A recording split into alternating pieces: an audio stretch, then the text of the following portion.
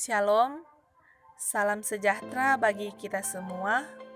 Assalamualaikum warahmatullahi wabarakatuh. Om Swastiastu, Namo Buddhaya, dan salam kebajikan. Perkenalkan, kami dari kelompok 4 yang terdiri dari anggota Janet Simbage, Tesalonika Singal, Jose Singgi, Karina Manurip, saya sendiri Syihran Wisan, Yuli Hugu, dan Paulina Likiliai. Kami akan membahas mengenai topik dalam observasi inspeksi visual asam asetat atau IVA. Kami akan menyebutkan materi penyuluhan yang akan diberikan berupa pengertian gejala kanker serviks, faktor resiko, deteksi dini kanker serviks, pencegahan, pemeriksaan IVA, tujuan pemeriksaan, cara pemeriksaan, hasil pemeriksaan, serta keunggulan tes IVA. Pengertian kanker serviks. Menurut Trasdidi tahun 2010, kanker serviks merupakan tumor ganas dari sel epitel serviks. Penyakit ini berawal dari suatu proses displasia. Proses tersebut dimulai dari perubahan epitel di daerah sambungan squamocolumnar, yaitu daerah antara epitel torak dari kanalis endoserviks dengan epitel squamosa dari bagian porsio dan serviks.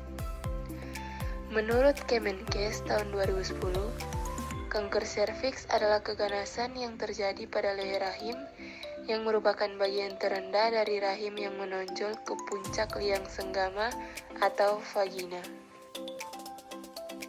Gejala kanker serviks. Kondisi prakanker sampai karsinoma in situ atau stadium 0 sering tidak menunjukkan gejala karena proses penyakitnya berada di dalam lapisan epitel dan belum menimbulkan perubahan yang nyata dari mulut rahim. Pada akhirnya gejala yang ditimbulkan adalah keputihan, perdarahan pasca senggama, dan pengeluaran cairan dari vagina. Jika sudah menjadi invasif, akan ditemukan gejala seperti perdarahan spontan, perdarahan pasca senggama, keluarnya cairan atau keputihan, dan rasa tidak nyaman saat melakukan hubungan seksual. Bustan 2007. Berikut ini bisa berupa tanda-tanda atau gejala kanker serviks. Pertama, pendarahan menstruasi yang lebih panjang dan lebih berat dari biasanya. Kedua, pendarahan setelah hubungan seksual melakukan 2 kali lipat atau pemeriksaan panggul. Ketiga, darah binti-binti pada periode berikutnya. Keempat, peningkatan vagina. Kelima, nyeri selama hubungan seksual. Keenam, keputihan. Ketujuh, perinyap pinggang dan pinggul. Pada penyakit lanjut, keluhan berupa keluar cairan pervaginam yang berbau busuk, nyeri panggul, nyeri pinggang dan pinggul, sering berkemih, buang air kecil atau buang air besar yang sakit. Faktor risiko terjadinya kanker serviks. Yang pertama, infeksi papilomavirus atau HPV manusia. Infeksi oleh papilomavirus adalah faktor risiko yang paling penting untuk kanker serviks. HPV merupakan grup lebih dari 150 virus yang terikat. Beberapa dari mereka menyebabkan jenis pertumbuhan disebut papilomas, yang lebih dikenal sebagai kutil. HPV dapat menginfeksi sel-sel di permukaan kulit dan mereka lapisan alat kelamin, anus, mulut, dan tenggorokan. Tapi tidak darah atau organ internal seperti jantung atau paru-paru. HPV dapat menyebar dari satu orang ke orang lain selama kontak kulit ke kulit. Suatu cara HPV menyebar adalah melalui aktivitas seksual termasuk vagina, anal, dan bahkan oral seks. Berbagai jenis HPV menyebabkan kutil pada bagian tubuh yang berbeda. Sebagian disebabkan oleh tangan dan kaki, sebagian lagi ingin membuat bibir dan lidah. Jenis tertentu dari HPV dapat menyebabkan kutil pada atau sekitar perempuan dan organ kelamin laki-laki dan area anal. Ini disebut tipe beresiko rendah HPV karena mereka jarang dikaitkan dengan kanker. Tipe lain dari HPV disebut tipe resiko tinggi karena mereka terkait dengan kanker, termasuk kanker leher rahim, vulva, dan vagina dalam wanita, kanker penis, kanker usus dan kanker payudara pada pria, dan kanker anus, mulut, dan tenggorokan di kedua pria dan wanita. Infeksi dengan HPV sudah umum dan kebanyakan orang bisa membersihkan infeksi itu sendiri. Kadang-kadang, namun infeksi tidak pergi dan menjadi kronis. Infeksi kronis, terutama ketika disebabkan oleh beberapa jenis HPV berisiko tinggi, dapat akhirnya menyebabkan kanker tertentu, seperti kanker serviks. Meskipun saat ini tidak ada obat untuk infeksi HPV, ada cara untuk mengobati kutil dan pertumbuhan sel yang tidak normal yang disebabkan oleh HPV. Juga vaksin HPV tersedia untuk membantu mencegah infeksi dengan jenis-jenis tertentu dari HPV dan beberapa kanker terkait dengan jenis-jenis itu. Yang kedua, riwayat seksual. Beberapa faktor terkait dengan sejarah seksual Anda dapat meningkatkan resiko kanker serviks. Resiko paling mungkin dipengaruhi dengan meningkatkan kemungkinan paparan ke HPV. Menjadi seksual aktif di usia muda, terutama muda dari 18 tahun. Memiliki banyak pasangan seksual, memiliki satu mitra yang dianggap risiko tinggi, atau seseorang dengan infeksi HPV, atau yang memiliki banyak pasangan seksual. Yang ketiga, merokok. Ketika seorang merokok, mereka dan orang-orang di sekitar mereka terkena banyak bahan kimia yang menyebabkan kanker yang mempengaruhi organ selain paru-paru. Zat berbahaya ini diserap melalui paru-paru dan dibawa ke dalam aliran darah seluruh tubuh. Wanita yang merokok sekitar 2 kali lebih mungkin sebagai perokok tidak perokok untuk mendapatkan kanker serviks. Tembakau produk telah ditemukan dalam lendir serviks perempuan yang merokok. Para peneliti percaya bahwa zat-zat ini merusak DNA, sel leher rahim, dan mungkin berkontribusi untuk pengembangan kanker serviks. Merokok juga membuat sistem kekebalan tubuh kurang efektif dalam melawan infeksi HPV. Yang keempat, memiliki sistem kekebalan tubuh yang lemah. Virus kekebalan tubuh manusia, HIV, virus yang menyebabkan AIDS, melemahkan sistem kekebalan tubuh dan menempatkan orang dengan risiko tinggi untuk infeksi HPV. Sistem kekebalan tubuh sangat penting dalam menghancurkan sel-sel kanker dan memperlambat pertumbuhan mereka dan menyebar. Pada wanita penderita HIV, kanker serviks mungkin akan berkembang menjadi kanker invasif lebih cepat dari biasanya. Kelompok lain perempuan beresiko untuk kanker serviks adalah mereka mengambil obat untuk menekan respon kekebalan mereka, seperti mereka yang dirawat untuk penyakit autoimun, di mana sistem kekebalan melihat tubuh sendiri sebagai asing dan menyerang mereka karena akan kuman, atau mereka yang telah mengalami transplantasi organ. Yang kelima, infeksi Chlamydia. Chlamydia adalah relatif jenis bakteri yang umum yang dapat menginfeksi sistem reproduksi. Hal ini menyebar oleh kontak seksual.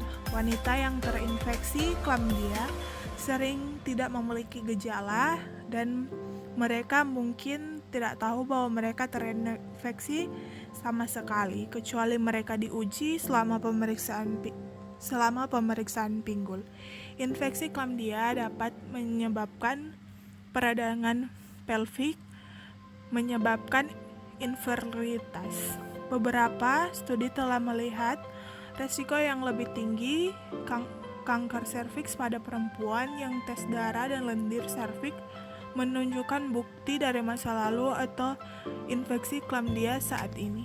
Studi tertentu menunjukkan bahwa bakteri chlamydia dapat membantu pertumbuhan HPV dan hidup di serviks yang dapat meningkatkan risiko kanker serviks. Yang keenam, kontrasepsi oral. Penggunaan kontrasepsi oral dalam jangka waktu lama meningkatkan risiko kanker serviks. Penelitian menunjukkan bahwa semakin lama wanita memakai kontrasepsi oral, risiko kanker serviks semakin meningkat. Risiko ini akan turun lagi setelah kontrasepsi oral berhenti dan kembali menjadi sekitar 10 tahun setelah berhenti. Kontrasepsi oral mungkin dapat meningkatkan risiko kanker serviks karena jaringan serviks merupakan salah satu sasaran yang disukai hormon steroid perempuan. Yang ketujuh, kehamilan jangka panjang. Wanita yang hamil memiliki 3 atau lebih hamil jangka penuh memiliki resiko pengembangan kanker serviks. Diperkirakan ini mungkin karena peningkatan eksposur terhadap infeksi HPV dengan aktivitas seksual. Juga, studi telah menunjuk perubahan hormon selama kehamilan mungkin membuat wanita lebih rentan terhadap infeksi HPV atau pertumbuhan kanker. Pikiran lain adalah bahwa wanita hamil mungkin memiliki sistem kekebalan tubuh yang lemah, memungkinkan infeksi HPV dan kanker berkembang. Yang kedelapan, status ekonomi. Banyak wanita berpenghasilan rendah tidak memiliki akses mudah untuk layanan kesehatan yang memadai, termasuk kanker serviks dan IAPP dan hasil HPV. Ini berarti mereka mungkin tidak dapat disaring atau diobati untuk pra-kanker serviks. Yang kesembilan, diet. Wanita yang diet rendah buah dan sayuran memiliki risiko tinggi terkena kanker serviks. Deteksi dini kanker serviks. Pertama, inspeksi visual asam asetat atau IVA adalah tes visual menggunakan larutan asam cuka atau asam asetat 3-5% pada serviks dan melihat perubahan warna yang terjadi setelah dilakukan olesan. Tujuannya untuk melihat adanya sel yang mengalami displasi sebagai salah satu metode screening kanker serviks atau mulut rahim. Memperhatikan permasalahan dalam penanggulangan kanker serviks di Indonesia. Inspeksi visual asam asetat atau IVA dapat menjadi metode alternatif untuk screening. Yang kedua, tes pap smear atau tes pap adalah mengambil epitel permukaan serviks yang mengelupas atau eksofilasi, di mana epitel permukaan serviks selalu mengalami regenerasi dan digantikan lapisan epitel di bawahnya. Lalu epitel yang mengelupas tersebut diwarnai secara khusus dan dilihat di bawah mikroskop untuk diinterpretasi lebih lanjut. Frekuensi tes pap yang dianjurkan bervariasi, mulai dari 1 kali per tahun sampai 1 kali setiap 5 tahun. American Cancer Society atau ACS merekomendasikan pemeriksaan pap smear dilakukan pada wanita yang sudah menikah atau seksual aktif selama 3 tahun dan atau sebelum berusia 21 tahun. Sedangkan pemeriksaan rutin tes pap dapat dihentikan pada usia 70 tahun pada wanita yang tidak memiliki abnormalitas pada hasil pemeriksaan pap smear. Tes pap memiliki tingkat sensitivitas 90% apabila dilakukan setiap tahun, 87% bila dilakukan setiap 2 tahun, 78% setiap 3 tahun, dan 68% setiap 5 tahun. tingkat sensitivitas tes PAP yaitu 98%. Pencegahan kanker serviks. Pertama, pencegahan primer. Pencegahan primer adalah mencegah masuknya karsinogen ke dalam tubuh atau sel tubuh. Pencegahan primer kanker serviks adalah mencegah terjadinya infeksi HPV onkogenik karena infeksi onkogenik berpotensi menjadi infeksi HPV persisten yang merupakan salah satu faktor terjadinya karsinogenesis kanker serviks. Yang kedua, pencegahan sekunder. Pencegahan sekunder adalah penemuan dini, diagnosis dini, dan terapi dini terhadap kanker. Pencegahan sekunder adalah menemukan kelainan sel dalam tahap infeksi HPV ataupun lesi prakanker.